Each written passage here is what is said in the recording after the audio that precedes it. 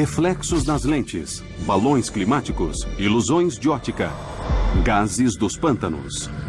95% de todas as visões de OVNIs podem ser explicadas e rapidamente desacreditadas, mas 5% têm testemunhas suficientes e evidências factuais que exigem ser levadas a sério. A jornalista Leslie Kahn pesquisa esses casos há mais de 10 anos, se concentrando nas evidências e testemunhas mais confiáveis. Trabalhei com oficiais de altas patentes, pilotos, generais e um governador americano para mostrar que existe um fenômeno físico. Está vindo pra cá. Está vindo mesmo pra cá. Um objeto imenso, triangular e escuro. Cinza escuro e oval. Parece um frisbee. Agora, novas evidências. Gravações de áudio, dados de radares e testemunhos nunca antes ouvidos tornam essas visões parte dos seletos 5% que não podem ser ignorados. Chegou a hora de acertar o registro. Registros secretos de OVNIs. A grande maioria dos relatos de OVNIs são feitos por civis, em casos isolados, com uma ou duas testemunhas, e pode ser facilmente ignorado. Aí vem ele pelo lado. Está vindo na nossa direção. Isso é inacreditável. Mas quando ocorre uma visão em uma base militar americana nuclear armada, no auge da Guerra Fria, e ela é vista por 60 homens da Força Aérea durante 45 minutos, isso exige maior investigação. Temos, então, um oficial relatando o aparecimento de um OVNI diretamente sobre a base mais importante em toda a rede da OTAN. E não há resposta a ele. Acho isso absolutamente surpreendente. Agora, 30 anos depois, testemunhas-chave contam suas histórias impressionantes. A equipe e as testemunhas receberam ordens para tratar a investigação como super secreta. E nenhuma discussão mais foi permitida. Esse é o extraordinário incidente da floresta de Rendlesham. Suffolk, Inglaterra. Às 22 horas de 26 de dezembro de 1980. Eu sou o coronel Charles Holt. Em 1980, eu era subcomandante de base da Força Aérea Real em Bentwaters, Woodbridge, Inglaterra. Naquela época, Bentwaters era a maior divisão de caças táticos do mundo livre.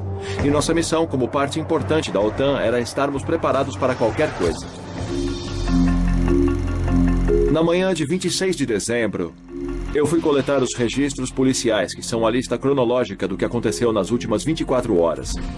Quando eu entrei no escritório, o sargento em serviço começou a rir. Ele disse: "Coronel, não vai acreditar nisso. Ontem à noite, 3 dos nossos homens estavam na floresta caçando OVNIs. Eles disseram ter visto uma aeronave em queda. Foram até lá investigar e tiveram uma certa experiência." Eu disse: "Põe no registro que eles viram algumas luzes e, por enquanto, deixamos assim." Holt tenta ignorar a história dos OVNIs, apesar de rumores crescentes na base sobre uma nave estranha vista na floresta na noite de Natal. Mas em alguns dias, ele é forçado a agir. 2 noites depois, estávamos na festa de Natal, terminando a refeição principal e esperando a sobremesa, quando o tenente em serviço chegou ao comandante da base e disse: "Precisamos conversar. O OVNI voltou." Eu tinha certeza de que ia acabar com aquilo. Então peguei meu gravadorzinho de bolso que carregava para todo lado e um PN-27, que é o medidor Geiger, e nós fomos para a floresta. Mais tarde, em 27 de dezembro de 1980, o coronel Holt leva um grupo de 4 militares, incluindo um comandante de voo e um especialista em prevenção de desastres, para o local onde a suposta nave aterrissou 2 noites antes. Olhei e encontrei metade da nossa força de segurança lá fora. 5, 6, 7 veículos, jipes, picapes de 6 passageiros e eles tentando iluminar a floresta. E eu pensei, isso é um desastre das relações públicas prestes a acontecer. Eu mandei eles pararem e levarem o máximo possível de pessoas e de coisas de volta para a base. E com o meu gravadorzinho, eu levei uma pequena equipe para a floresta no suposto local de aterrissagem. Gravação original de Holt. Encontramos uma clareira, o que parece uma área devastada aqui. Temos leituras bastante positivas. Esse é o epicentro? É, sim. Holt e sua equipe localizam 3 marcas, formando um triângulo no suposto local de aterrissagem. Que Que tipos de leituras conseguimos? Alguma coisa? Chegou a 7 décimos aqui. 7 décimos, bem ali no centro? Isso mesmo. As medições de radiação são 10 vezes acima do nível normal ou natural, sinalizando que definitivamente há mais no local do que Halt notou a princípio. Encontramos marcas de borracha nas árvores do local e alguns galhos quebrados no chão. Quando olhamos para cima, percebemos a copa da árvore acima de nós quebrada. Era óbvio que algo tinha subido ou descido entre as árvores. Enquanto investigamos, também ouvimos os animais do celeiro, as vacas, as galinhas, entrarem num frenesi por um curto período de tempo. Depois tudo ficou em silêncio. Alguém, de repente, percebeu um objeto vermelho brilhante longe na floresta. E eu imediatamente liguei o meu gravador. Gravação original de Halt. Você viu uma luz? Espera um pouco, devagar. Onde? Nessa direção aqui, bem em frente, entre as árvores. Lá está ela de novo. Olha, na direção da minha lanterna, aqui. Está lá. Também vi. O que é aquilo? Não sabemos, senhor.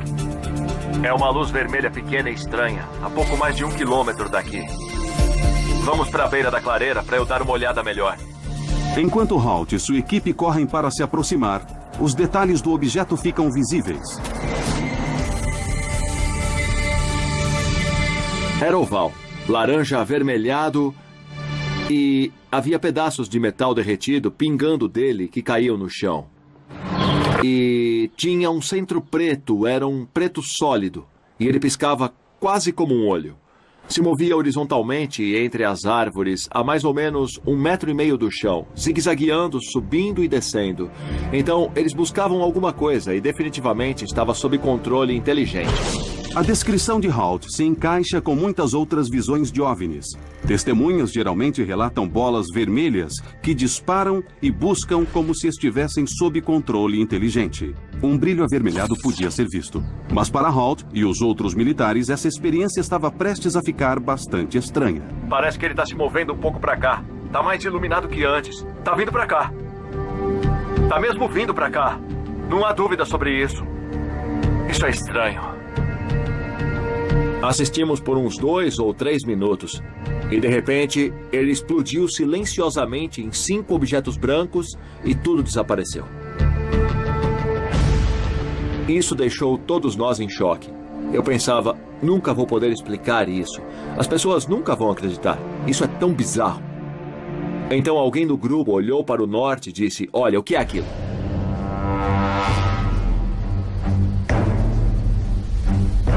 E vimos 4 ou 5 objetos elípticos, com luzes multicoloridas, provavelmente a uns 900 a 1.200 metros de altitude. Eles se moviam em alta velocidade, com movimentos precisos e angulares. Também vi. O que é aquilo? Ouvimos muitas conversas nos rádios e tivemos dificuldade o tempo todo também. Tinha muita interferência. Alguns diziam que eles enviavam um feixe de luz para a área de armazenamento de armas, e ficamos muito nervosos com o que acontecia. Se move rápido. Esse à direita está se afastando também. E os 2 vão para o norte. Tá bom. Aí vem ele do sul. Ele vem da nossa direção. De repente, um vem por cima e para. Ele envia um feixe de luz aos nossos pés. Quando o feixe desceu, ficamos bem parados. Acho que ninguém se mexeu. Todo mundo ficou em choque. E passava pela minha cabeça, deve haver algum motivo para isso. Isso é uma comunicação? Isso é uma arma? É um aviso? O que fazemos agora? Halt e seus homens ficam petrificados com a nave acima deles. A visão é algo incomum para esses militares treinados e profissionais. Eu nunca vi nada igual. Enquanto estávamos lá, do mesmo jeito que ela apareceu, clique, ela sumiu. Fiquei pensando, não há explicação real para tudo isso. Por que eu me envolvi? Isso não vai fazer bem para minha carreira. Mais de 60 homens da Força Aérea dizem ter visto um OVNI durante as 2 noites do incidente de Rendlesham. De acordo com testemunhas, isso realmente sacudiu a base. Foi durante a Guerra Fria. Era um posto nuclear avançado. E era uma invasão. Uma questão de segurança nacional tanto para britânicos como para americanos. Como oficial no comando, Halt devia relatar o evento aos seus superiores. Então ele fez um breve memorando esperando pôr fim à questão.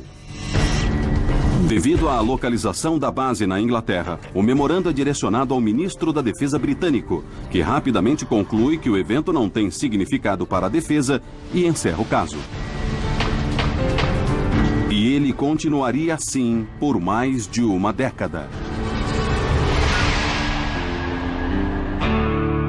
Meu nome é Nick Pope. Eu trabalhei para o ministro da Defesa por 21 anos. E no início da década de 90, eu analisei o projeto OVNI. Meu trabalho era investigar as visões e determinar se havia alguma evidência de ameaça em potencial ao Reino Unido. Em 1994, Nick Pope inicia uma revisão do caso encerrado do incidente da floresta de Rendlesham. Uma coisa que me chamou a atenção foi a aparente falta de qualquer resposta formal ao relatório do Coronel Halt. Era um dos oficiais de maior patente dando seu relato, fazendo um relatório sobre a aterrissagem de um OVNI na proximidade de duas das bases mais importantes em toda a rede da OTAN. E não há uma resposta a ele. Acho isso absolutamente impressionante. Pope começa um estudo exaustivo de 3 anos, revelando vários erros na investigação, incluindo uma confusão sobre a jurisdição. O incidente da floresta de Rendlesham envolvia as bases gêmeas Bentwaters e Woodbridge. Claro que eram bases da Força Aérea dos Estados Unidos, mas em solo britânico. Então, houve uma confusão total sobre quem seria o responsável. Outro problema era que o local de aterrissagem não tinha sido imediatamente isolado. As pessoas iam e vinham contaminando o local. Ele devia ter sido revistado com um detector de metais. Amostras do solo deviam ter sido tiradas. E isso não aconteceu. Anos depois dessa revisão, Pope descobre uma das falhas mais críticas da investigação original. Eu observava a questão se o OVNI teria sido ou não rastreado no radar. Uma das testemunhas disse que, por um instante, surgiu um alvo não identificado sobrevoando as bases por umas 2 ou 3 passagens do radar. E depois ele desapareceu. Mas quando os americanos fizeram o relato ao Reino Unido, a data estava errada. Então, claro que o ministro da Defesa olhou a noite errada. E quando percebemos o erro, a fita do radar tinha sido destruída. Investigação, confusão sobre a jurisdição. Para mim, a investigação original estava irremediavelmente errada.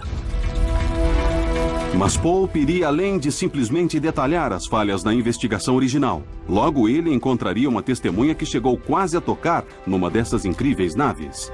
E produziu imagens impressionantes de um OVNI como nunca vistas antes. Ficou claro para mim que não tínhamos apenas uma evidência de que um ou mais objetos não identificados estiveram sobre o Reino Unido.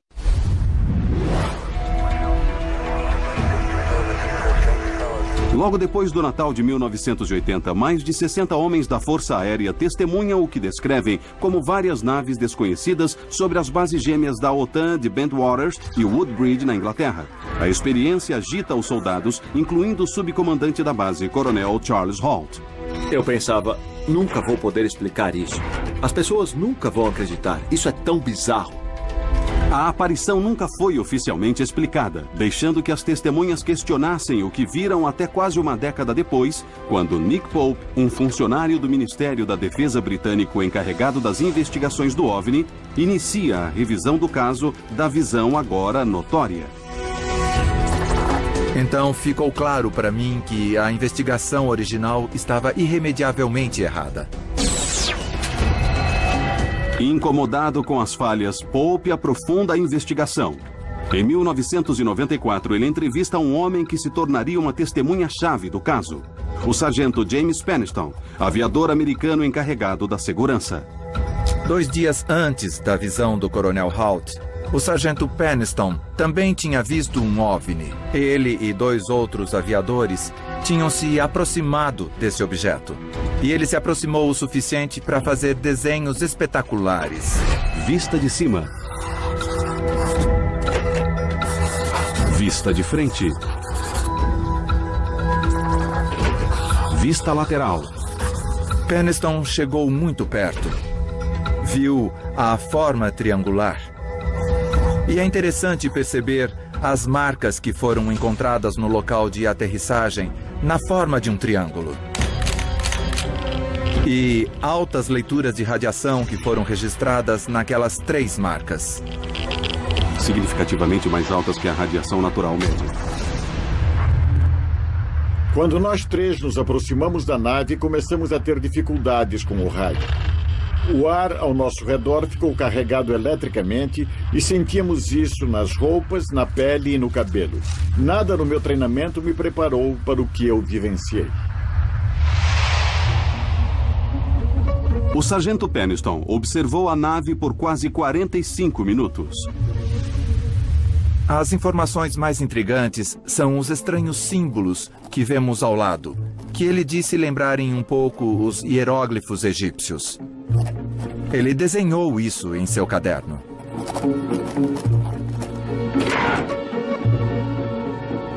Muitos anos depois do incidente, o sargento Peniston decide sair das sombras e falar publicamente sobre sua visão. Mais de 80 homens da Força Aérea, todos observadores treinados, testemunharam a decolagem. A equipe e as testemunhas receberam ordens de tratar a investigação como super secreta. E nenhuma discussão mais foi permitida. Acho que, analisando bem o incidente da floresta de Rendlesham, ficou bem claro que tínhamos uma evidência de um caso de OVNI convincente. Um ou mais objetos não identificados estiveram sobre o Reino Unido. O incidente da floresta de Rendlesham agora é considerado uma das visões de OVNI mais conclusivas da história e inclui várias características arquetípicas presentes nos casos mais críveis de OVNIs. Naves triangulares e achatadas que se movem silenciosamente e aceleram instantaneamente a velocidades irreconhecíveis. Vista de frente. É um marco com o qual todos os outros casos de OVNI são comparados. E quando você junta todos os casos que envolvem militares de alto nível, oficiais do governo, pilotos, casos que foram oficialmente investigados, você tem um grupo de evidências que simplesmente não pode ser ignorado. Tem uma coisa muito estranha. Mas o que acontece quando uma cidade inteira testemunha um OVNI que dizem ter o tamanho de 2 ou 3 campos de futebol? Tinha a forma de um bumerangue. Um objeto grande, preto, vindo em nossa direção. Achei que eu fosse desmaiar porque fiquei fascinado olhando aquela coisa. Eu acho que ele tinha 1,5 km. Em 1997, milhares de pessoas em Phoenix, no Arizona, testemunharam uma nave enorme. Essas luzes pertencem a visitantes do espaço? Foi passado na televisão. Então, as pessoas saíam de suas casas e olhavam para o céu. Novas evidências foram apresentadas em um dos casos de OVNI mais longos da história. Pra falar a verdade, foi uma loucura. Travamos completamente. As explicações oficiais são dissecadas. A Força Aérea declarou que fogos foram lançados por volta das 10 da noite. Mas os relatos de testemunhas chegaram mais de 1 hora antes desses fogos. Usar essa desculpa é um deboche do que as pessoas disseram ter visto. E um ex-governador faz uma confissão inesperada. Eu sabia mais sobre as luzes sobre Fênix do que contei. Essas são as luzes de Phoenix. Phoenix, Arizona.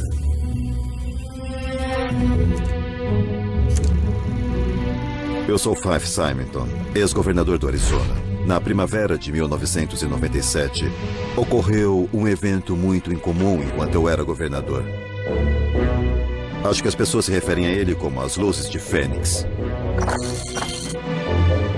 Era uma noite de quinta-feira, 13 de março de 1997, 8h30 da noite.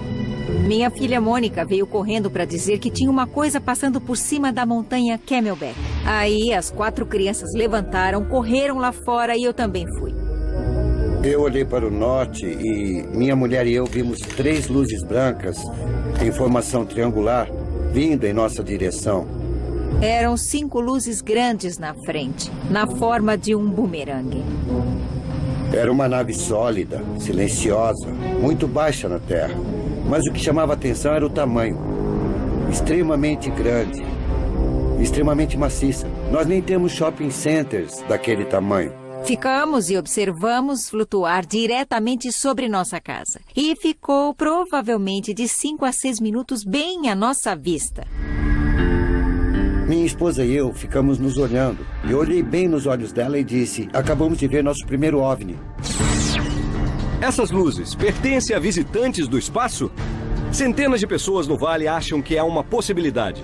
O que foi descrito como um bumerangue gigante iluminado pairou no ar. Nenhuma explicação oficial sobre essas estranhas luzes. Naquela noite foi transmitido pelo rádio e pela televisão. Então as pessoas saíam das suas casas, olhavam para cima. E aquilo foi visto por milhares de moradores em todo o vale. Foram enxurradas de telefonemas para o Palácio do Governo e para o Departamento de Segurança Pública. As pessoas queriam respostas. Então, claro que eu fiz minhas perguntas imediatamente ao chefe da Guarda Nacional e mandei membros da minha equipe ligarem para a base da Força Aérea de Luke para descobrir se estavam voando com alguma nave exótica por cima do vale e não obtive resposta. Todo mundo ficou, oh meu Deus, não sabemos o que é isso. Algo de estranho aconteceu nos céus sobre o Arizona, que ainda não foi totalmente explicado. É o que os entusiastas dos OVNIs chamam de uma grande visão. Pilotos dizem ter visto no ar, mas os radares militares não captaram nada. Seja o que for, muita gente em Phoenix olhou para os céus esta noite. Nas semanas seguintes ao incidente, mais de 700 testemunhas deram relatos às autoridades locais e ao Centro Nacional de Relato de OVNIs, uma organização privada em Seattle, Washington. Essas testemunhas incluem pilotos, policiais e militares de carreira. Apesar de descrições diferentes sobre a nave, várias características se encaixam. Era um objeto sólido e maciço, não apenas luzes, na forma de um delta ou de um triângulo. E não fazia barulho enquanto se movia por cima do vale. Mais importante, ele foi visto de vários pontos por testemunhas em todo o distrito, num total de 106 minutos. Estávamos literalmente deitados na grama olhando para cima. Era um objeto sólido, bem sólido. Uma coisa que não dá para explicar. De verdade. Foi um grande evento visto por milhares de pessoas no estado do Arizona.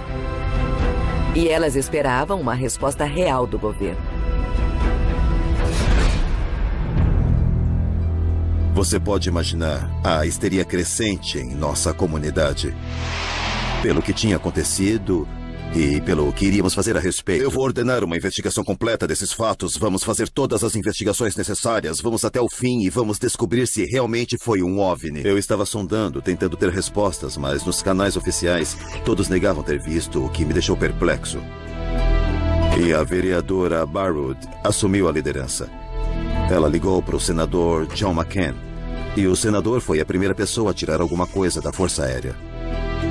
Guarda Nacional do Arizona, em Phoenix. A Força Aérea diz ao senador McCain que as luzes foram fogos de alta intensidade estourados pela Guarda Nacional entre 9h30 e 10 da noite. Mas, já que as visões começaram às 8h15 da noite, mais de uma hora antes dos fogos serem emitidos, e numa parte diferente da cidade de onde o OVNI foi visto, isso não explica o que muitas testemunhas viram. Eles foram emitidos em torno das 10 da noite. Eles estavam no sudoeste de Phoenix. Eles nem estavam na cidade, nem no distrito. O que minha esposa e eu vimos aconteceu às 8h30. Parece que esse grande objeto surgiu às 8h30. As autoridades decidiram que era melhor fazer alguma coisa para acobertar, então fizeram um show de fogos às 10. O que confunde é que as luzes que foram mostradas na TV naquela noite eram mesmo os fogos. Essas luzes pertencem a visitantes do espaço. Porque o vídeo do noticiário foi feito por volta das 10, quando os fogos foram lançados. Aqueles estranhos pontos de luz. Mas isso não explica o que todas as testemunhas viram. Os fogos foram lançados mais de 2 horas depois das visões terem começado. Foram 2 eventos separados. Fogos de magnésio. Espalhando mais dúvidas sobre a explicação da Força Aérea, há o registro nunca antes ouvido de um telefonema feito por um aviador na base da Força Aérea de Luke para o Centro Nacional de Relatos de OVNIs na manhã de 14 de março. Parece que recebemos um chamado do aeroporto de Prescott Valley. Um pequeno aeroporto aqui ao norte, dizendo que um objeto quase bateu num Cessna. A chamada foi feita às 8h32. Encontraram algo sobre Phoenix, Arizona, numa área da 7ª Avenida com a estrada Indian School. Eles não sabem o que era.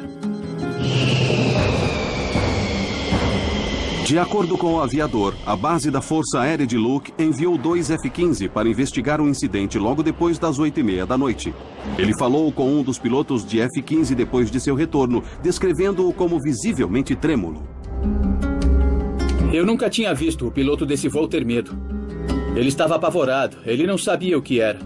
Sua declaração foi de que eles seguiram essa nave.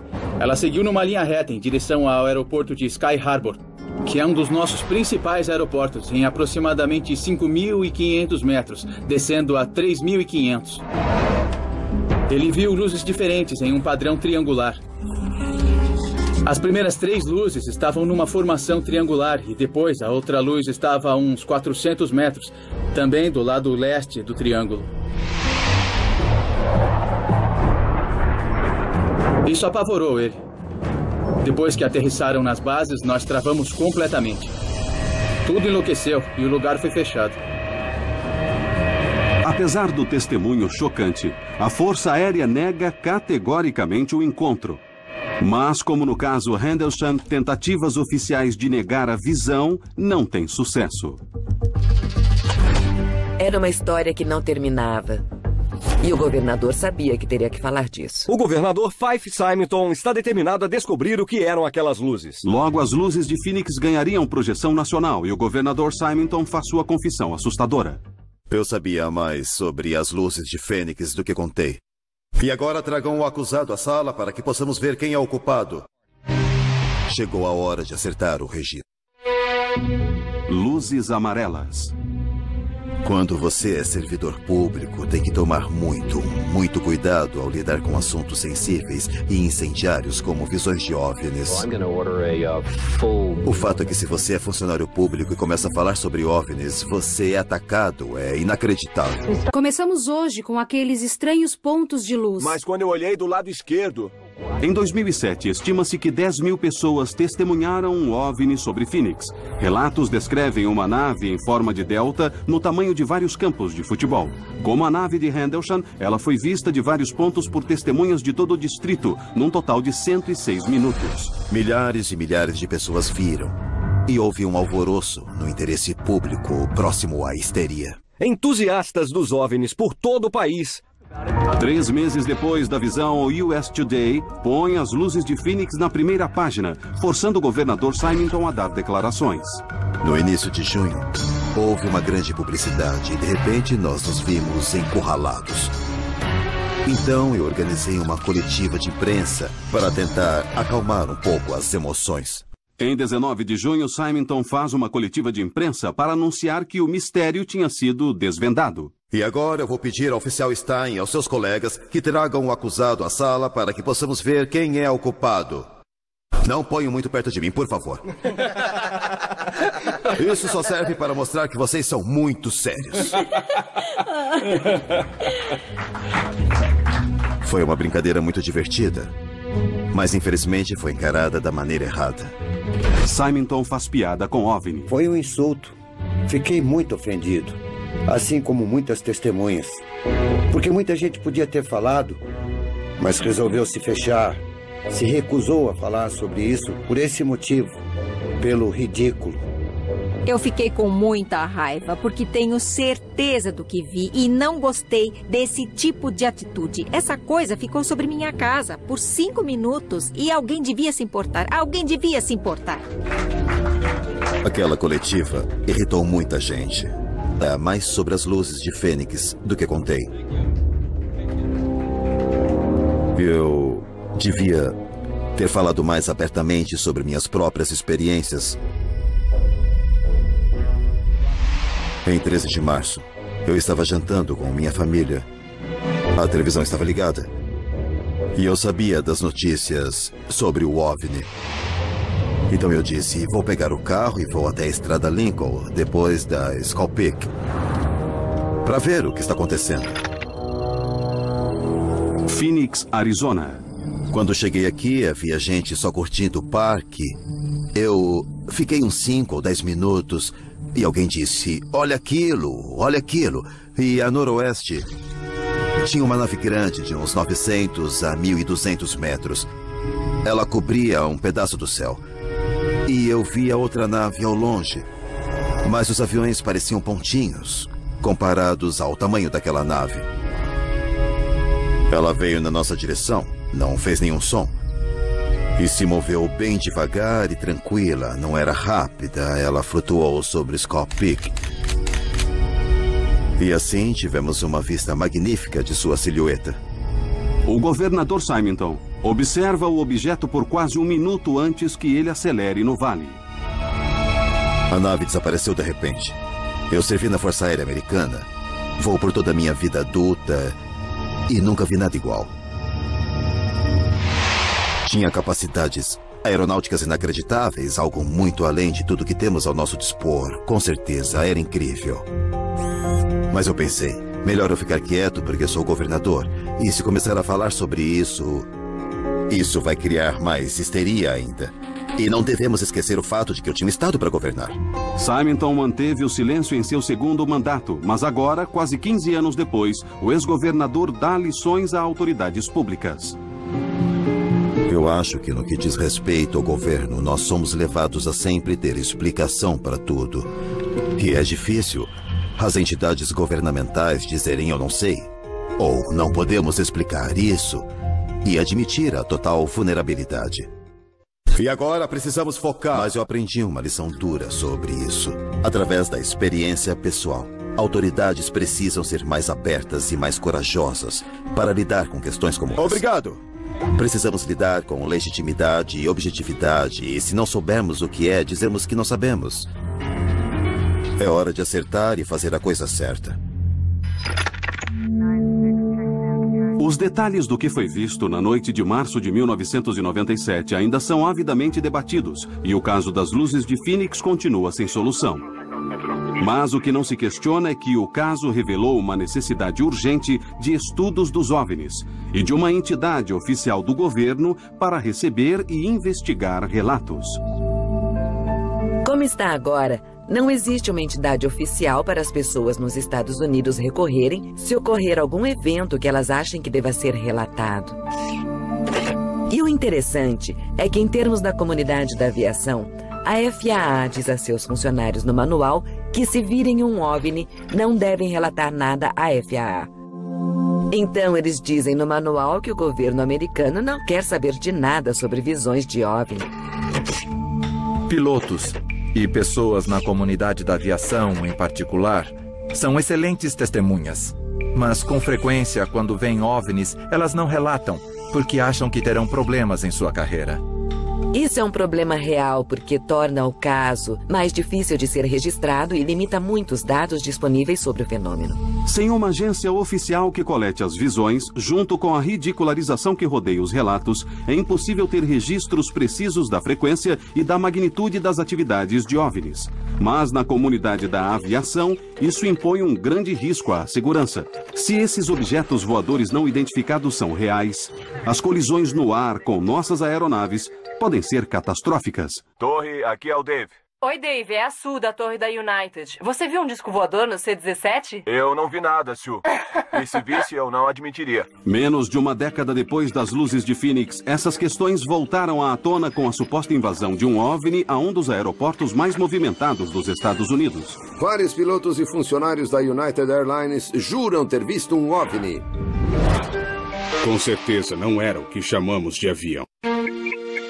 Relatos frívolos e sensacionalistas de OVNIs explodiram pela internet, tornando mais difícil que nunca separar os confiáveis dos questionáveis. Em resposta a isso, vários especialistas aplicam rigorosos padrões investigativos e científicos para avaliar evidências desse fenômeno. Entre eles está a jornalista veterana Leslie Kean. Eu pesquiso os OVNIs há uns 10 anos. Sempre concentrada na informação principal, factual. Evidências de radares, fotográficas, físicas, que foram estudadas em laboratórios. E não em materiais orientados por conspirações que circulam por aí pela internet. Em janeiro de 2007, me chamou a atenção uma história incrível que saiu na primeira página do Chicago Tribune. vários funcionários da United Airlines viram um objeto em forma de disco. Ele parecia um disco metálico flutuando por sobre o terminal da United Airlines, especificamente sobre o portão C-17. E era a hora do rush, uma tarde movimentada por volta das 4h30. Ele foi visto por muitas pessoas em terra. Foi visto por pilotos, tripulantes, gerentes, por pessoas que manobravam aviões por perto. Ele foi estimado em 20 a 27 metros. Dizem que ele sobrevoou o portão C-17 por uns 5 minutos. Depois, a coisa, de repente, disparou pelas nuvens acima e abriu um buraco nelas, bem exato, como cortador de biscoitos. As testemunhas, profissionais da aviação treinados, ficaram confusos com o que viram. Eu estava em O'Hare havia algum tempo. E vou te falar, com certeza não era o que chamamos de avião. O caso O'Hare se une à montanha crescente de dados de OVNIs com características comuns a visões anteriores. Era um objeto em forma de disco que flutuava em silêncio e acelerou instantaneamente em velocidades irreconhecíveis.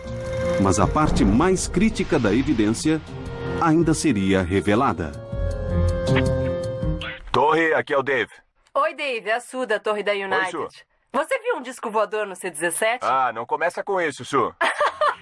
Vários meses depois do incidente, Ken obtém uma cópia das fitas da torre de controle, que incluem uma gravação nunca antes ouvida de um supervisor da United Airlines ligando para relatar a visão. Tudo bem, desculpe. O que eu posso fazer por você? Ah, desculpe. Houve um... Eu disse ao Dave que havia um disco voando por cima do Charlie 17 e ele achou que eu estava drogada. Mas eu não me droguei e também não bebi. Sei. Uma pessoa tirou uma foto dele, se vocês virem lá fora. Tipo um frisbee? É como um OVNI. Tá. Tá bom. Tá bom? Tudo bem, eu vou ficar de olho. Tá, tchau. Tudo bem. Essa é uma evidência muito importante. Ela mostra que havia algo lá. Isso foi relatado à torre, mas foi tratado como uma piada. E eu acho que isso é devido, ao menos em parte, à política da FAA de desencorajar relatos de OVNIs. Apesar de ser espaço aéreo restrito, um aeroporto movimentado no meio da hora do rush e ninguém soubesse o que aquela coisa poderia fazer, isso era um perigo grave. Então a FAA inicialmente não disse nada, mas quando essas fitas foram liberadas, eles tinham que dizer alguma coisa. Sob pressão pública, a FAA libera uma explicação superficial 2 meses depois da visão. A primeira coisa que a FAA disse às pessoas foi que isso seria algum tipo de reflexo de luz das nuvens acima. Disseram que as luzes do aeroporto podiam fazer coisas estranhas nas nuvens. Mas o problema é que as luzes do aeroporto não tinham nem sido acesas ainda. A segunda explicação que a FAA deu foi que seria um fenômeno climático, provavelmente o que se chama de buraco nas nuvens. Esse buraco nas nuvens é um fenômeno natural, causado por cristais de gelo caindo de uma nuvem de cima em um banco de nuvens abaixo, fazendo um furo na nuvem. O problema é que você tem que ter temperaturas baixíssimas para que isso ocorra. Sabemos que estava quente em O'Hare naquele dia. As temperaturas não estavam congelantes no nível das nuvens. Então, existe uma impossibilidade física absoluta daquele evento ter sido causado por um buraco nas nuvens. Por fim, o caso O'Hare e a resposta da FAA a ele são típicos de como o governo americano lida com as visões de OVNIs. Primeiro, eles evitam ter que falar sobre isso. Mas se ficar impossível, as autoridades lançam qualquer explicação que acharem melhor, sendo ela plausível ou não. E isso é um problema. Isso aconteceu várias vezes durante décadas. É um procedimento padrão para casos como estes. Descrição do incidente. Apesar da situação atual, houve um período na história americana em que o estudo científico foi encorajado e as visões foram bem recebidas pelo governo. Nos últimos 3 anos, um grande número de pessoas sãs e confiáveis envolveram-se nessa história de discos voadores. Nós lemos sobre eles, falamos sobre eles, pensamos sobre esses relatos de fenômenos estranhos nos céus. Começo a acreditar que ele é um extraterrestre. Nos anos 50 e 60, várias visões foram relatadas. Havia muita cobertura da mídia e as autoridades não sabiam o que estava acontecendo. Isso foi durante a Guerra Fria, então havia uma preocupação do público em geral sobre coisas inexplicadas no céu. O governo americano abriu uma agência na Força Aérea chamado Projeto Blue Book, e seu propósito era tomar relatos do público e investigar casos. O projeto Blue Book foi lançado oficialmente em 1952 com uma equipe de 5 pessoas que recebeu mais de 1.500 relatos somente no primeiro ano. Eu dirigia para o norte, na estrada 101, umas 3 horas da tarde. Eu percebi luzes azuis incríveis que passaram pelo meu avião. Eu olhei para a direita e havia no céu 3 tubos de luz fluorescente. Ela passou por mim, praticamente por cima da minha cabeça. O objeto voava em linha reta. Contei 8 delas, seguindo direto para o mar. Comecei a ouvir um som parecido com assovio. Uma luz linda, meio rosada, meio prateada. Entre 1952 e 1969, o Blue Book recebe mais de 12 mil relatos de OVNIs, quase 800 não foram desvendados. Logo, fica claro que o alcance do fenômeno é bem maior que o pequeno escritório da Força Aérea pode lhe dar. Blue Book estava fadado ao fracasso desde o início. Tinha pouco pessoal, era incompetente de certa maneira e se tornou um exercício de relações públicas para a Força Aérea. Então, em 1966, foi decidido que seu futuro dependia de um estudo financiado pelo governo baseado na Universidade do Colorado. O estudo da universidade é liderado pelo Dr. Edward Condon, um médico e ex-chefe do Bureau Nacional de Padrões. Condon foi tendencioso contra OVNIs desde o início. Na verdade, em um artigo de 1967, ele disse: "Minha crença é de que não há nada nisso, mas não devo chegar a essa conclusão antes de um ano." O relatório de Condon terminou em 1968 e inclui análises valiosas de casos de OVNIs não desvendados em suas quase 1.500 páginas. Mas elas foram amplamente ignoradas diante do sumário de 2 páginas escrito pelo próprio Condon, que declara que não são mais necessários os estudos científicos de OVNIs. Em dezembro de 1969, a Força Aérea anuncia o término do projeto Blue Book, a partir do mês seguinte. Desde então, o relatório é citado várias vezes por autoridades e cientistas para justificar a recusa ao estudo de OVNIs. É mesmo uma tragédia. Essa foi a única investigação oficial do nosso governo. Quando foi fechado, a era de ouro dos estudos de OVNIs terminou. Objeto: desenho D. Secreto. Desde 1970, muitos casos desafiariam as afirmações por trás do término do Blue Book. Mas uma visão de 1986, perto de Anchorage, no Alasca, daria evidências que deviam ser levadas a sério. Aqui é o 1-2. Em outro equipamento, confirmamos que há 2 objetos voando em torno de sua esquadra 1550. Onde ele está? Está seguindo ele? Parece que sim. Nesse caso, um capitão com 30 anos de experiência em voo põe sua reputação em jogo, relatando uma nave enorme que o segue por quase 1 hora. Um encontro que renderia o mais longo dado registrado de um OVNI até hoje. Evidência que seria levada até a Casa Branca. Eles estavam todos animados, então eu perguntei o que ele achava que seria. Ele disse: um OVNI. Meu nome é Richard Haynes e eu sou cientista pesquisador da NASA desde 1967. Meu interesse em fenômenos aéreos não identificados tem mais de 30 anos. Eu era cético, eu estava convencido de que poderia explicar os fenômenos. Mas tive a oportunidade de falar com pilotos comerciais que voavam em nossos simuladores. E de vez em quando um piloto me dizia que uma história incrível tinha acontecido a ele. Com os anos, eu comecei a perceber que eu estava errado, que não podia explicar os fenômenos. Então, nos anos 70, comecei a coletar entrevistas de pilotos, às vezes no cockpit do avião, às vezes refazíamos um encontro real. E até agora coletei mais de 3.000 visões de praticamente todos os países do mundo e várias delas foram bem sérias. Elas não se qualificariam como reais pelos padrões da FAA. Então, visando a segurança no ar, formamos a NARCAP, Centro Nacional de Relatos de Fenômenos Anômalos na Aviação.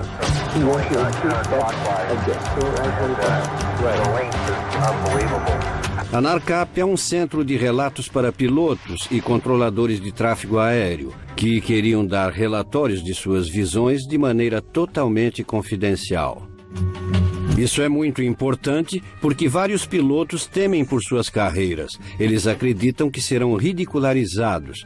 E a implicação é de que se você vê algo num voo, não é competente para pilotar a aeronave, o que é absurdo. Temos que contornar essa situação. Aqui é o 1-2. Em outro equipamento, confirmamos que há 2 objetos voando em torno de sua esquadra 1550. Em 1986, a NARCAP sabe de uma visão próxima a Anchorage, no Alasca, que se tornaria um dos casos mais conhecidos registrado por um piloto. Um investigador importante nesse caso foi o ex-chefe de divisão da FAA, John Callahan. Eu era o gerente da divisão de investigação e avaliação de acidentes da FAA. A regra era, caso algo acontecesse, quer fosse uma notícia ou um acidente, tínhamos que saber antes que a poeira baixasse. Num dia de janeiro de 87, eu recebi uma chamada da região do Alasca. Parecia que um OVNI tinha perseguido um 747 japonês pelos céus por 31 minutos. E a mídia descobriu isso e agora queria mais FAA em Atlantic City. Callahan reúne uma equipe de analistas da FAA que sincroniza o radar com a transmissão do rádio do piloto. O resultado é registrado nesse vídeo por Callahan e se torna pista essencial para se desvendar o caso. Tá, vamos lá. Centro de Anchorage, Japan Airlines, 1628. Temos 2 naves na nossa frente a 1,5 km.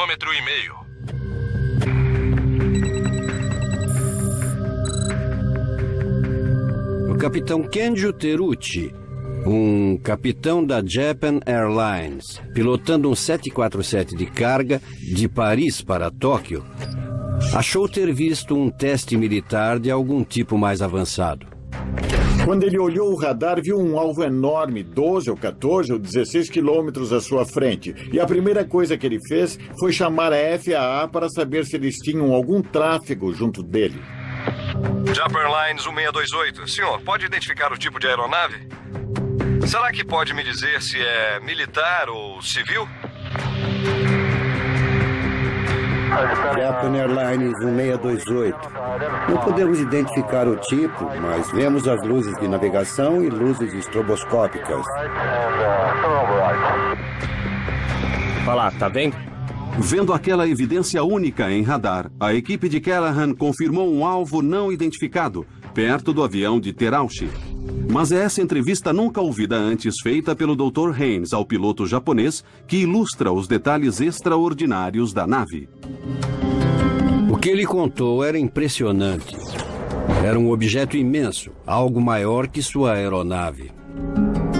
Grande, forma de uma noz, do tamanho de 3 ou 4 porta-aviões. Tinha luzes vindo dele e uma nave pequena ia e vinha da nave grande. Quanto tempo levou para sair da posição da frente? Foi extremamente rápido. Eu estava olhando para elas, mas meus olhos não seguiam o movimento. O capitão Teruchi não escondeu seu medo. Ele disse que estava com medo. Ele e seu copiloto estavam esperando uma colisão e se seguraram. Foi sério desse jeito. O controlador de Anchorage claramente levou a visão a sério, porque seu próximo passo foi confirmar o alvo não identificado com a base da Força Aérea de Elmendorf. Tá, parece que estou recebendo algum retorno. Não sei se é falso ou não. Negativo.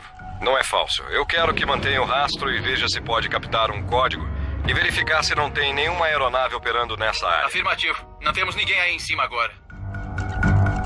O militar vê aqueles alvos. O controlador do radar vê aqueles alvos. De acordo com o piloto, era uma grande nave aqui que se manteve com ele por um tempo. Japan Airlines 1628. Senhor, vou pedir que faça uma virada de 360 graus para a direita e me avise como fica seu tráfego. Entendido, 360. Quando o capitão Terucci se aproximava de Fairbanks, ele recebeu permissão para dar uma virada de 360 graus.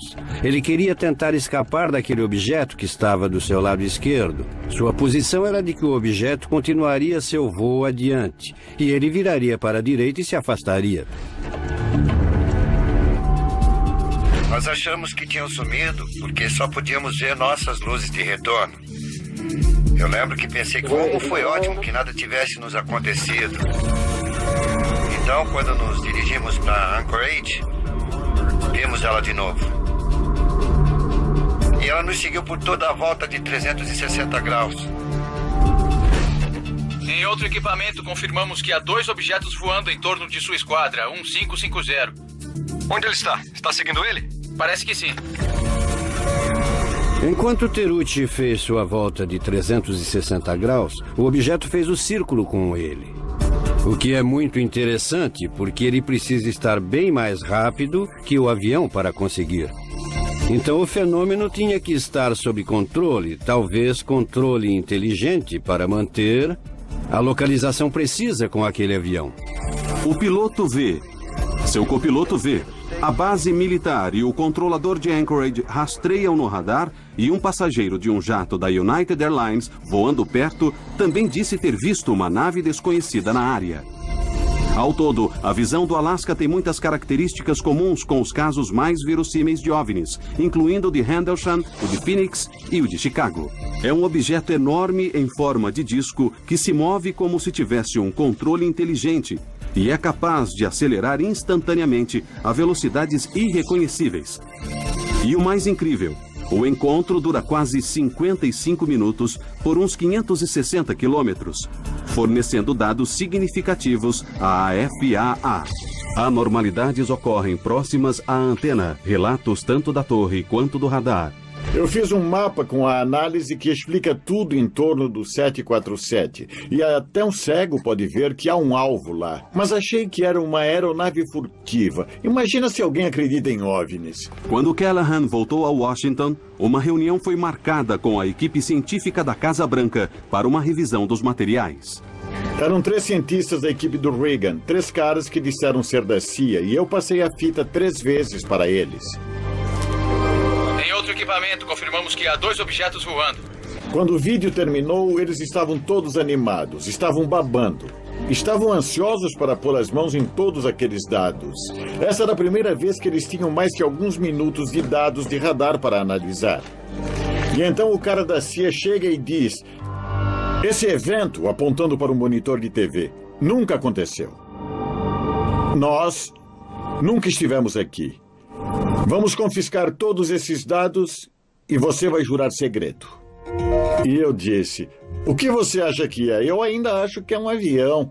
E ele disse: é um OVNI. 2 meses depois da reunião de Callahan, a FAA libera uma explicação oficial para a visão que, como nos casos de Phoenix e Chicago, busca desconsiderar o fenômeno. Eles disseram ser um sinalizador. Era um alvo fantasma, seria um reflexo. Nunca aconteceu. Mas os pilotos japoneses não viram alvos fantasmas, eles não viram reflexos, eles não viram sinalizadores. Nós só vemos um ponto ou um traço no radar. E temos que confiar no que diz o piloto. O piloto estava lá. Eu vi vários pontos, vi várias pequenas luzes. Capitão Terauchi decide ir a público falar desse encontro, arriscando a sua reputação pessoal. Por sua disponibilidade em preencher formulários e ser entrevistado, a Japan Airlines decidiu que ele não voaria mais. Então o capitão Terucci foi designado para o trabalho interno. Esse caso ilustra o que está em jogo. Até o governo americano mudar sua política sobre as visões de OVNIs, as testemunhas sempre terão medo de mostrar evidências críticas e importantes. É assim que a ciência progride. Deve-se permitir que pessoas descrevam aberta e honestamente o que veem. Nunca vamos chegar ao fundo desse fenômeno se não tivermos uma abertura. Hoje em dia, se você vai a sites como o YouTube, você vê vários tipos de vídeos de OVNIs. E há uma grande quantidade de vídeos falsos. fotos que foram modificadas por vários programas de computadores, e é quase impossível você reconhecer alguma coisa entre tudo aquilo. As únicas imagens que são importantes são as que foram profundamente analisadas e examinadas para que saibamos que são genuinamente objetos voadores não identificados. Um dos vídeos de OVNI mais vistos na web, com mais de 17 milhões de visualizações no YouTube, é esse, que dizem ter sido feito no Haiti em 2007. Junto com outras imagens recentes online, ele intrigou os observadores de OVNIs. Mas com os avanços nos softwares de efeitos especiais, ficou cada vez mais difícil distinguirmos entre as imagens reais e falsas, tornando os especialistas em efeitos especiais uma voz valorosa sobre o assunto. Sou Doug Trumbull, faço filmes que tenham a ver com efeitos especiais de ficção científica. Eu trabalhei em 2001, Odisseia no Espaço, Contatos Imediatos do Terceiro Grau, Blade Runner, Star Trek o filme. Então, eu faço naves-mães, naves espaciais e OVNIs. Temos uma situação agora em que todo mundo que tem um laptop pode fazer um OVNI falso. Eu posso fazer um OVNI falso com o meu celular. E isso se espalhou por todo lugar. Eu acredito, pessoalmente, que há algo bastante real, mas nunca vi uma fotografia que eu não pudesse reproduzir, falsificar digitalmente, oticamente ou fotograficamente e fazer ela parecer real. Então, eu sou o meu maior inimigo em relação a essas coisas, porque eu sei o que é possível. Numa pausa em seu mais recente projeto, Trumbull dá sua opinião sobre a autenticidade do vídeo de 2007 no Haiti. Eu acho muito bom, mas eu não acredito que seja real, mas eu acho que é um efeito especial muito bem feito, porque há movimentos de câmera bem dinâmicos. Eles encaixam o movimento regular da câmera com o movimento do objeto. Parecem ser trajetórias balísticas parecidas com as de nave-mães. Tudo faz sentido, como se voasse numa formação. Mas há várias coisas acontecendo aqui que denunciam a ilusão de certa forma. Deixa eu parar aqui. Olha essas duas palmeiras. Elas são idênticas. Essa copa, aquela copa, essa copa, aquela copa. Isso é uma composição de uma palmeira posta em 2 lugares. Então é a mesma árvore 2 vezes. Isso não acontece na natureza. É absolutamente impossível. Há outras coisas acontecendo, como quando a coisa passa pelas árvores. Apesar de parecer ser uma luz bem clara, ela não afeta as copas em nada. Devia haver mais luz refletindo nas copas das árvores, uma luz piscando e alguma interação, mas não há porque isso é bem mais difícil de fazer. Então, bom trabalho. Mas eu não acredito. Enquanto veranistas com câmeras de vídeo podem topar com provas irrefutáveis de OVNIs no futuro, já há imagens de fenômenos cientificamente testados e amplamente aceitos. Várias pessoas confirmaram que tiveram visões múltiplas e prolongadas de objetos voadores iluminados e em forma triangular. As visões belgas do final dos anos 80 e início dos 90 são as mais difundidas da história, com mais de 2.000 relatos bem documentados e pesquisados de pilotos, policiais e militares. Achei que era uma invasão do nosso espaço aéreo. Temos que descobrir porque é uma questão de defesa aérea. Uma epidemia de visões de OVNIs de 18 meses intrigou o governo belga e levou a comunidade científica à evidência de OVNI mais conclusiva até hoje. Eu olhei e disse, oh meu Deus, é demais. Minha sensação na hora, devo admitir, era de que era falso. Essa é a onda belga. Bruxelas, Bélgica.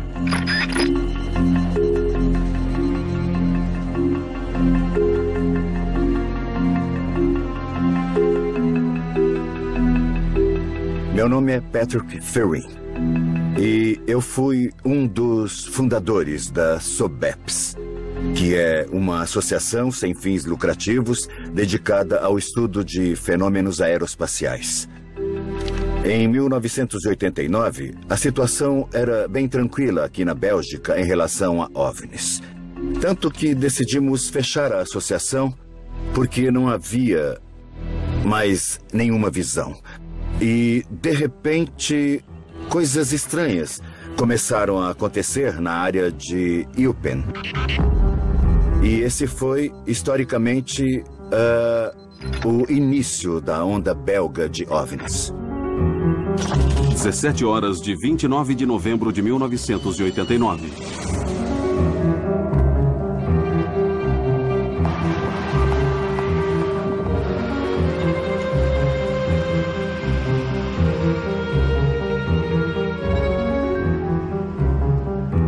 Meu nome é Albert Kreutz. Na noite de 29 de novembro de 1989, eu estava no rádio da polícia de Eupen. Por volta de 5:30 da tarde, uma equipe de policiais informa a Kreutz sobre um objeto voando sobre um campo próximo e iluminando-o como um estádio de futebol.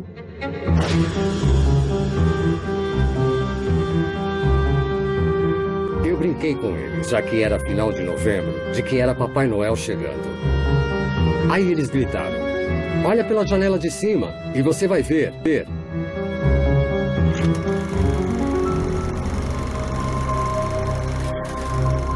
Eu fui à janela e vi um objeto de uns 200, 300 metros na minha frente.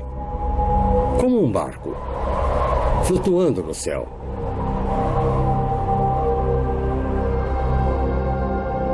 Era magnífico de ver. E isso me fez pensar que não estamos sozinhos na Terra. No universo. Eu achei aquilo lindo.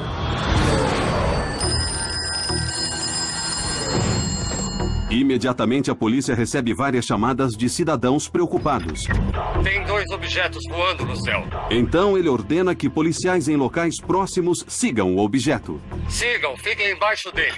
Um deles era Dieter Plummans, inspetor-chefe da polícia de Kelmis. Plummans estava em ronda com seu parceiro, pegando traficantes perto da fronteira com a Holanda, quando recebeu uma chamada. Quando ouvimos a chamada pelo rádio, estávamos nessa direção.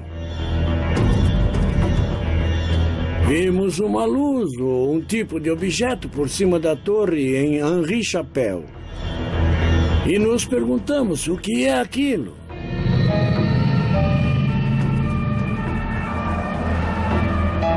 Eu disse a eles que perseguissem o objeto e observassem. Eles o seguiram até Henri Chapelle, onde o objeto ficou sem se mexer por cima do asilo de Belém. Acho que é o local exato onde paramos naquela hora. Vimos um objeto imenso por cima de nós, com luzes redondas nos 3 cantos.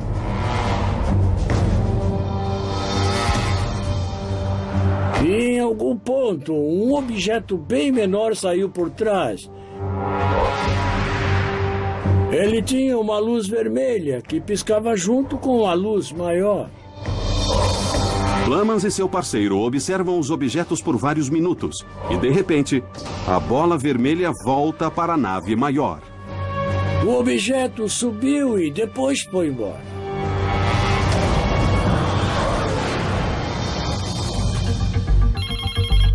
As histórias de Kreutz e Plummans estão entre muitas que começaram a surgir naquela noite.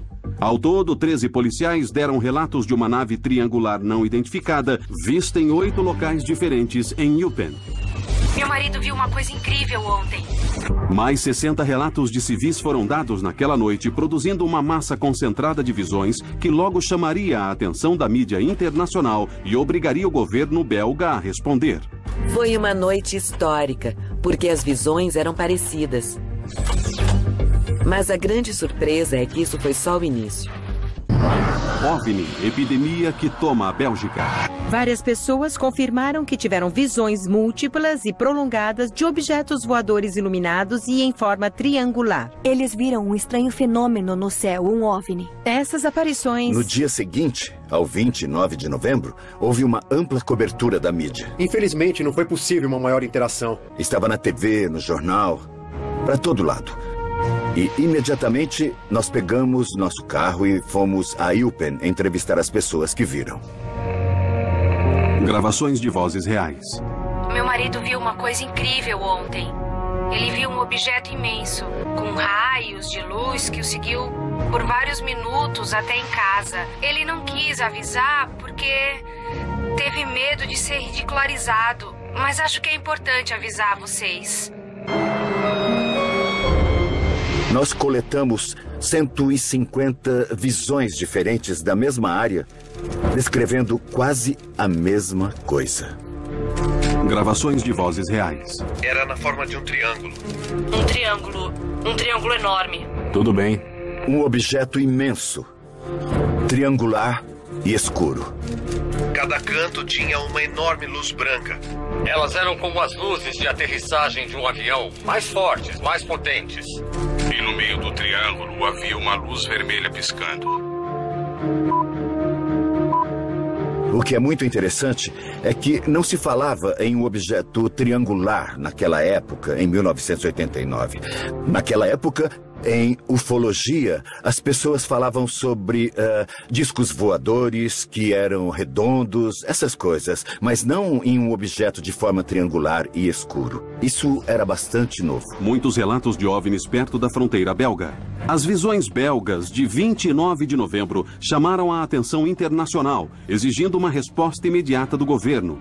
Um homem é indicado para comandar o inquérito do governo, o general Wilfred de Brouwer, chefe de operações da Força Aérea Belga. Em 1989, eu era encarregado da proteção do espaço aéreo do país quando um total de 143 visões foram relatadas na área de Eupen.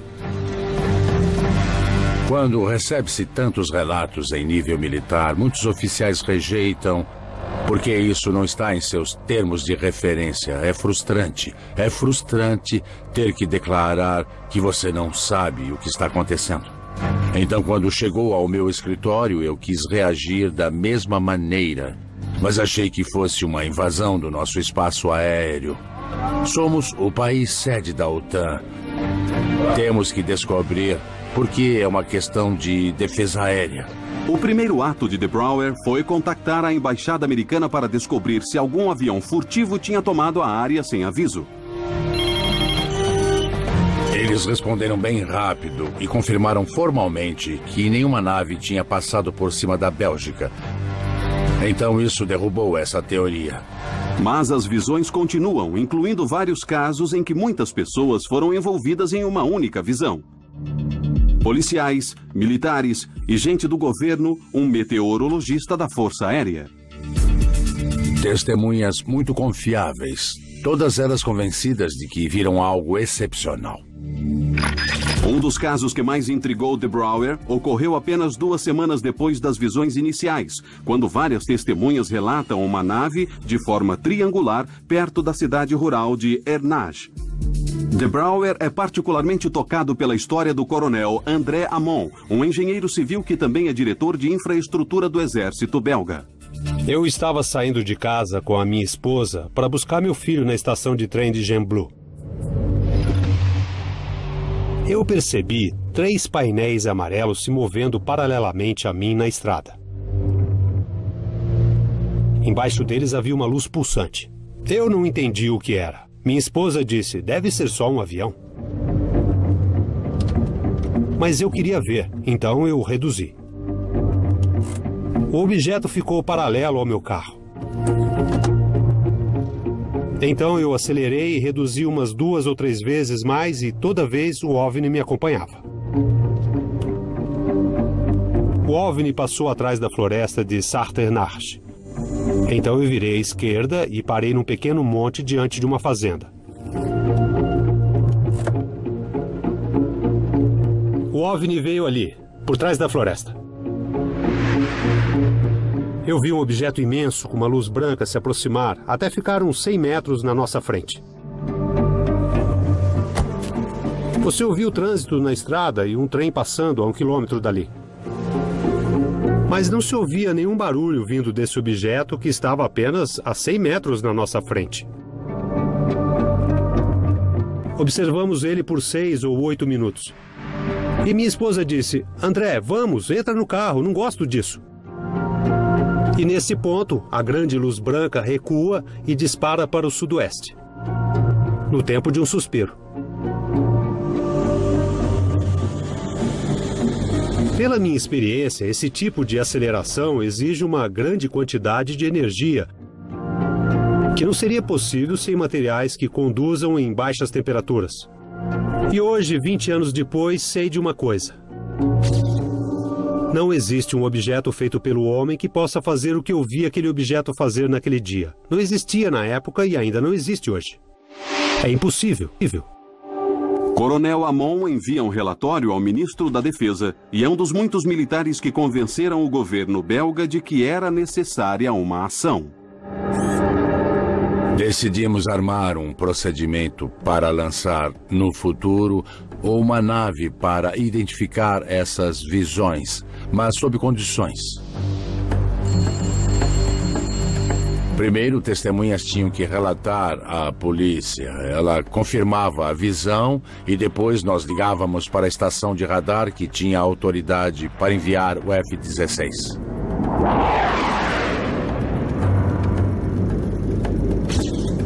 Eu sou Yves Milbergs.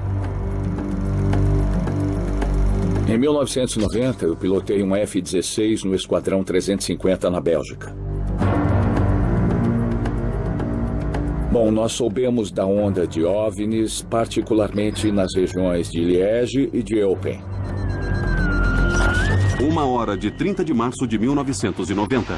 Na noite de 30 de março de 1990, a unidade de Milbergs é informada de visões de OVNIs em torno da cidade de Leuven.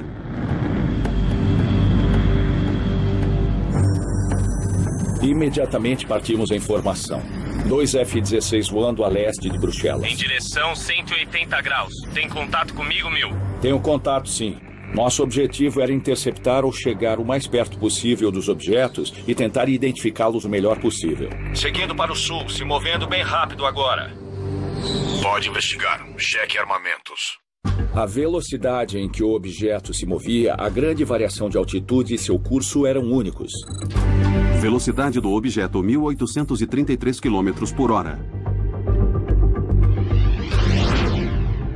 Em combate aéreo, estamos habituados a ver objetos se moverem muito rápido.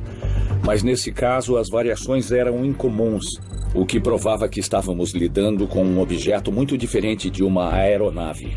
Perdi contato agora. Coletiva de imprensa, Força Aérea Belga. Aqui vocês podem ver que o vetor do objetivo está em 300 graus, a velocidade está em 1.833 quilômetros. Isso é uma velocidade normal? Não, a velocidade normal de um avião nessa altitude é por volta de 650 e 740 quilômetros. Sob pressão de uma imprensa e público famintos, De Brouwer faz uma coletiva de imprensa para discutir o voo de Milbergs. Essa é uma velocidade de 1.870 quilômetros e foi a maior velocidade que registramos.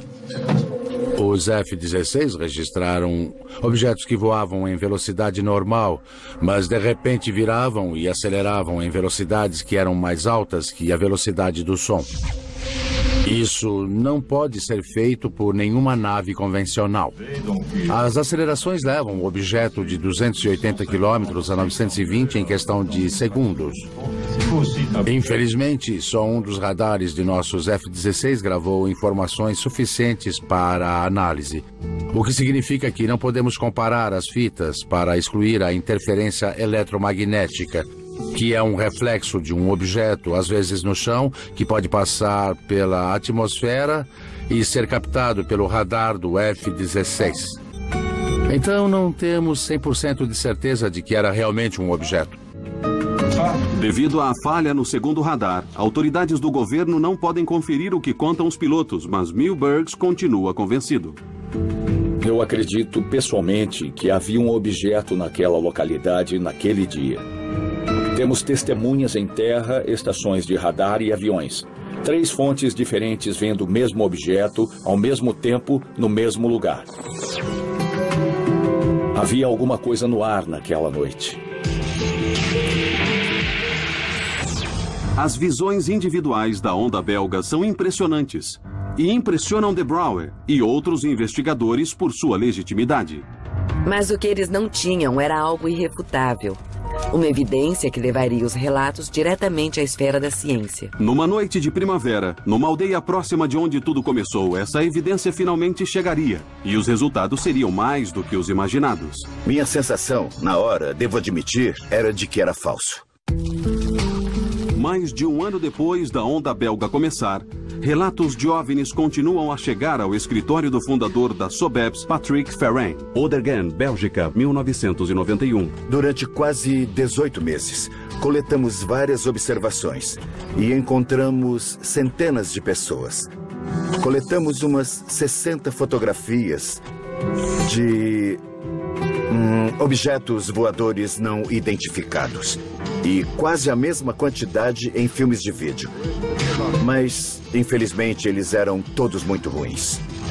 Você só vê uns pontinhos de luz num fundo preto. Zemst, Bélgica, 1990. Mas nós tivemos muita sorte de encontrar uma boa imagem. E essa imagem foi feita na pequena aldeia de Petit Réchamp, que não é longe de Eupen. 22 horas de 4 de abril de 1990. Em 4 de abril de 1990, às 10 horas da noite, uma garota estava passeando com o cachorro no jardim e viu um objeto muito estranho. Ela voltou para casa e disse ao namorado que tinha algo de estranho lá fora e se ele podia dar uma olhada. Ele saiu e levou a câmera. Ele só tinha 2 fotos, então se encostou no muro, não se moveu e armou uma exposição de 1 a 2 segundos. Ele tirou 2 fotos e, quando mandou revelar o filme, viu que uma delas estava branca, não havia nada nela. Então, ele jogou fora. Mas a segunda era interessante. Ele viu 3 luzes e uma coisa vermelha no meio. Mas foi só isso. Petit Réchamp original. Eu recebi o original na época. Olho para ele e digo, oh meu Deus, é demais. A minha sensação na época, devo admitir, era de que era falso. Então, construí uma pequena maquete e tentei reproduzir o que havia nos slides. Imediatamente entendi que não era uma maquete. Então, nós decidimos ir até alguém que fosse especialista em análise digital. Alguém que tivesse as ferramentas certas para detectar e para provar se aquilo era falso ou não. O slide foi colocado em estudos por 1 ano pelo professor Mark Acheroy, um físico nuclear da Academia Real Militar em Bruxelas. A análise do professor Acheroy do componente azul do slide mostra que um lado do objeto triangular está perfeitamente em foco. Mas os 2 outros lados estão desfocados. Isso prova que existe um movimento independente do objeto. Não era falso. O slide é analisado depois por cientistas de todo o mundo, incluindo o professor André Marion, um físico nuclear da Universidade Paris-Sud.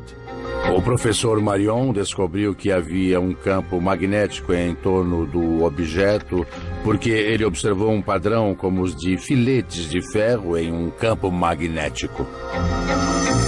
As descobertas do professor Marion desencadeiam especulações de que a nave poderia se mover usando um sistema de propulsão dinâmica de magnetoplasma, um motor elétrico que usa um campo magnético para gerar força.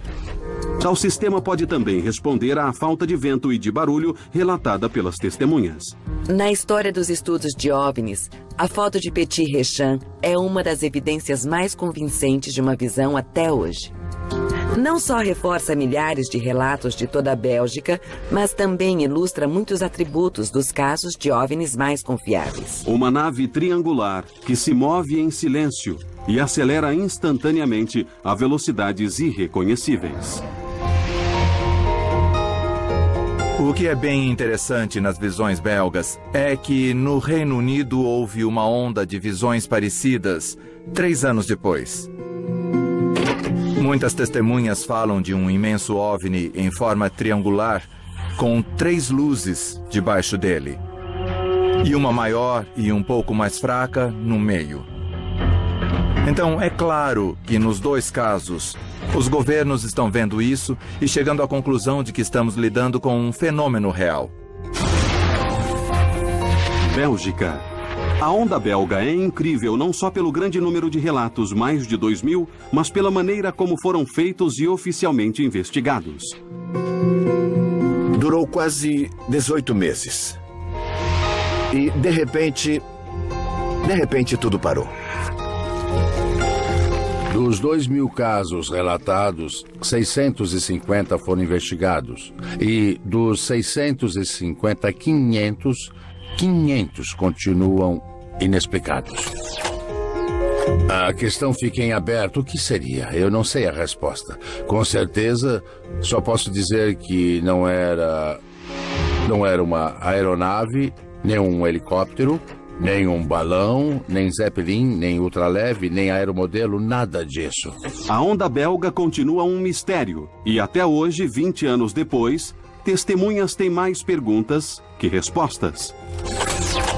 Estou frustrado porque, depois de 20 anos, ninguém tem uma explicação válida.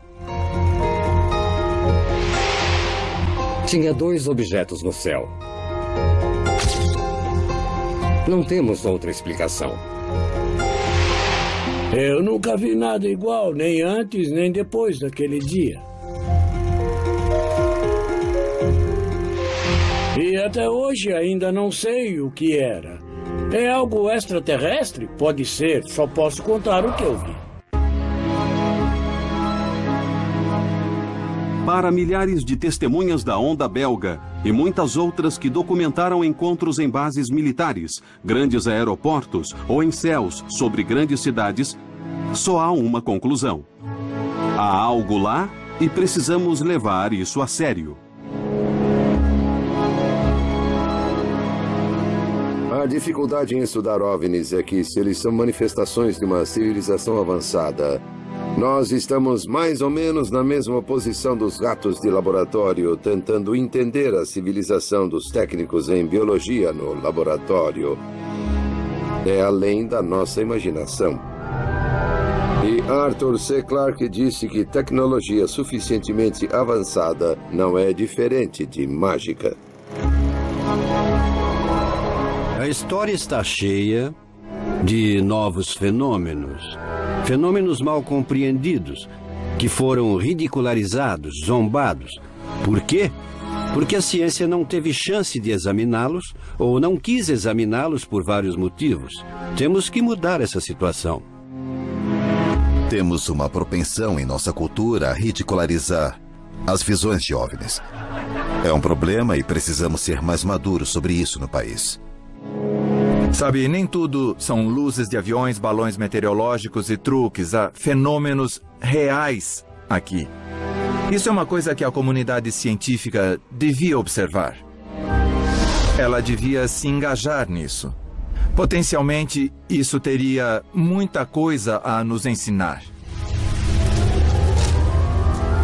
Temos de ter em mente que nossa civilização só tem 40 mil anos. O que é um piscar de olhos na vida da nossa galáxia. Então somos bebês por aqui. Há 200 bilhões de estrelas, mais um enorme número de planetas, inclusive planetas do tamanho da Terra. Então a probabilidade de haver vida por aí parece ser bastante grande. Temos técnicas de análise muito sofisticadas, usadas em todo o universo para ver planetas, estrelas, nebulosas. Mas eu comecei a perguntar se alguém fez uma análise sofisticada, tecnicamente apurada, das fotografias dos OVNIs, para que tivéssemos o que eu chamo de filme de Zapruder das visões de OVNIs. E a resposta é não. Então, nesse vácuo, eu decidi assumir o que se tornou um hobby para mim.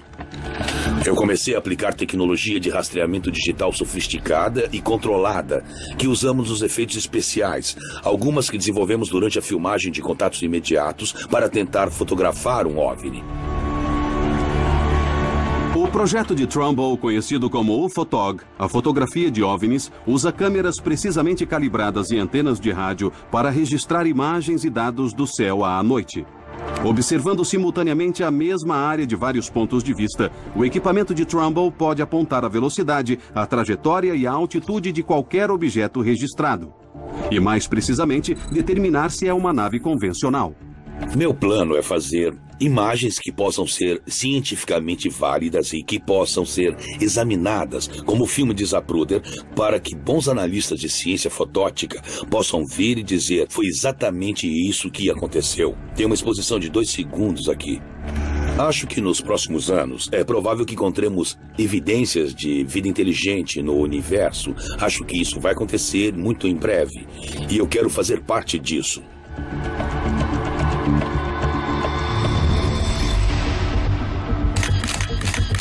É uma época bem animadora para se estar envolvida na pesquisa de OVNIs. Há maior chance de capturarmos dados mais exatos. Mas também temos que ter extremo cuidado, mantendo os padrões bem altos.